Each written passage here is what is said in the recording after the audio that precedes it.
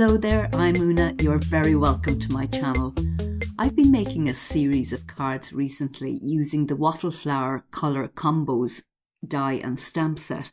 Originally intended by Waffle Flower for ink swatching, I've been using them to make geometric patterns on cards. And the technique I came up with today really excited me. I hope you'll stick around for this video, and if you own this set, I hope you'll try the technique too. Those are the dies I'm using. The panel has 5 sections cut out of it already because I hadn't turned on my camera. I didn't think this was going to go anywhere, but at this stage I thought, Neenah, turn it on. It looks like it might work.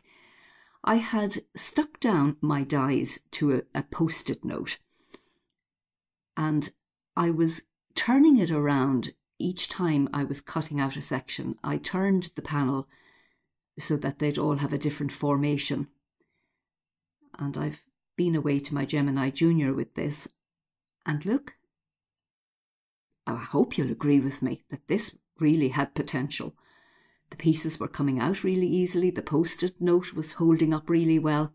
Now, if you're wondering what's going on here in my Gemini Junior, these are not shims from Crafter's Companion, and that cutting plate isn't a Gemini Junior cutting plate either. I've been using these for the last 7 weeks. If you'd like to know more about that and about what I'm using in my Gemini Junior these days, leave me a message down below. So I carried on cutting out that panel of dies, and I was hugely excited. I couldn't wait to start putting coloured pieces into it. I used my Make Art station to help me get it straight and trimmed it off on my guillotine. Now I'm applying double-sided adhesive to the back, and I'm not recommending this because it is too thick for die cutting, and I haven't really used it up until now, but today it worked wonderfully well for adhering to my panels to the cards. That's an Altenew cutting plate, and I'm using it in my little So Crafty machine that I bought in my local Aldi store. I love using whatever plates suit the purpose. That's the one Neenah will use. And I'm not going to show you a lot of that, the colour card die cutting. You will see that in my other videos. But I just wanted to give you a peek there at how I did produce the coloured panels for today. And this is how I used the post-it note. I buy those full sticky back post-it notes on Amazon, a 12 pack. They're really handy in the craft room. And it makes a really useful cutting tool out of that panel of dies. When I got to this panel, I had really cottoned on to what was the best thing to do. Die cut the corners first and then the inside bits. And that's the size of a card front. So, how did I make up the cards? This is the first one. I put press and seal on the front so that I could remove the backing. And then I flip it over and I'm applying the sticky adhesive to the back. I have it on a piece of typing paper.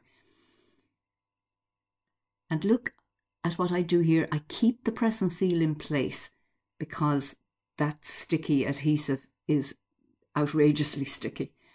It actually will stick to a scissors while you're cutting it.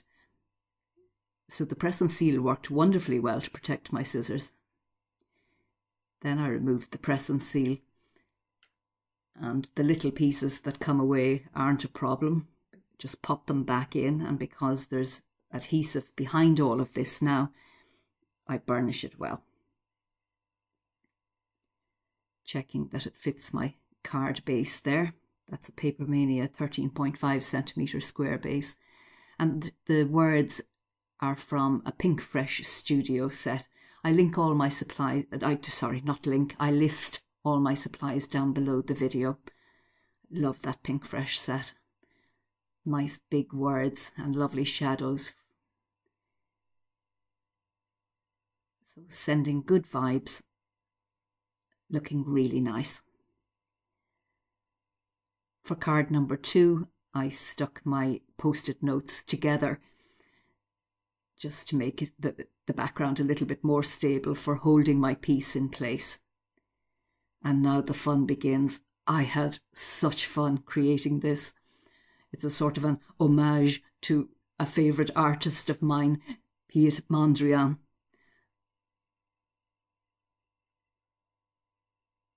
And I check it out in the end, and I want to swap up one white square for a black one before I'm totally satisfied.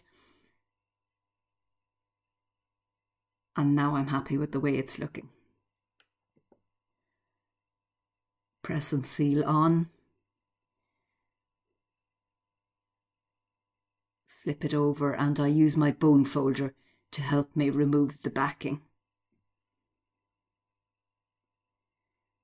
It isn't difficult. Overall, this was a very easy technique. Creating those panels, I think, took about 10 to 15 minutes each, which for me is no time at all. Sometimes I spent hours on cards.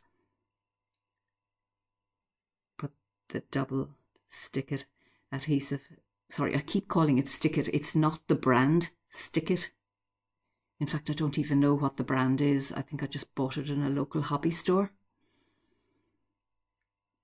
Don't confuse it with the one that's called stick-it, which is very good and is wonderful for die cutting and for doing all sorts of techniques.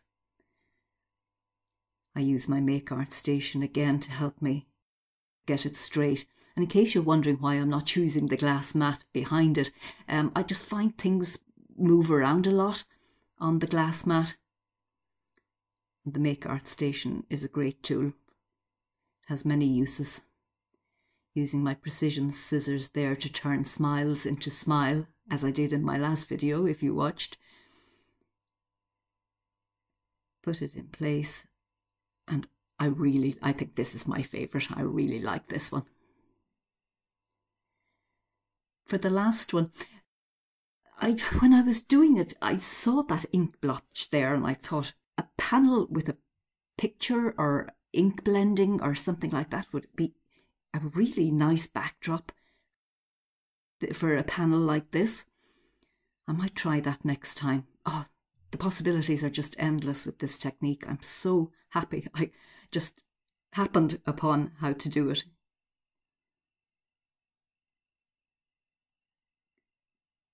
Press and seal on. Stick-it adhesive on the back. This time I'm using a bit of typing paper. It's less dangerous than going to the card base with that sticky adhesive. I'm using a Poppystamps Fancy Thanks die, and I layered it on craft card. 2 layers of craft card. Find a sweet spot for it and pop on some acrylic blocks to help it dry. It takes quite a while for things to dry on glitter cardstock. And those were the cards for today. I do hope you enjoyed this video. I hope you'll want to come back to Una's Crafty Cards. I link to the playlist down below where you'll find all the videos I've created using this Colour Combos stamp and die set. Maybe you'd like to watch those too. I would love if you would subscribe to my channel. There will be more videos showing on screen very shortly, and perhaps you might like to watch one of those, or perhaps both of them. I would love if you would like this video and give it a thumbs up. That's really important for the success of my channel. Do leave me a comment down below, and if you want to know more about the Gemini Junior sandwich, just ask. Take care of yourself. All the best. Bye.